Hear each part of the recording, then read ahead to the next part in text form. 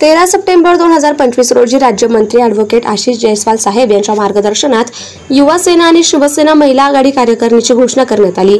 यात नवीन पदभार स्वीकारणाऱ्या शिवसेना पदाधिकारी यांना आशिष जयस्वाल यांच्या हस्ते नियुक्तीपत्र देण्यात आलं।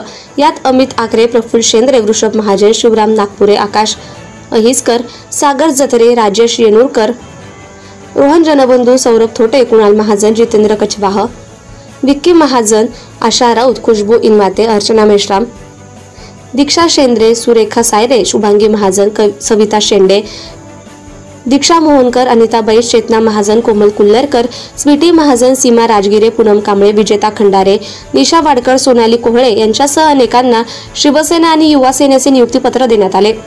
80% समाजकारण, 20% राजकारण या तत्वाला अनुसरून राज्यमंत्री आशिष जयस्वाल यांच्या कार्याने प्रभावित होऊन युवा सेनेत आणि शिवसेनेत मोठ्या संख्येने युवक आणि महिला प्रवेश करतायत।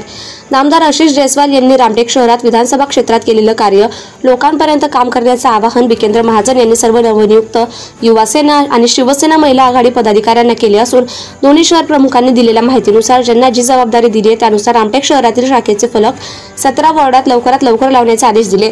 येत्या काही दिवसात युवा सेना आणि शिवसेना महिला आघाडीचा मेळावा घेण्यात येणार असल्याचं त्यांनी यावेळी स्पष्ट केलं।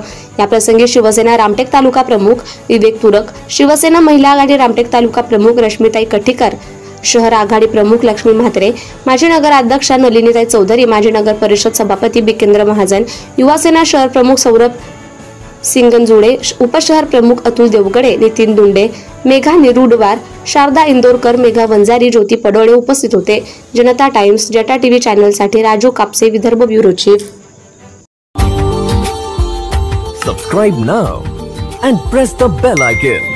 Never miss an update.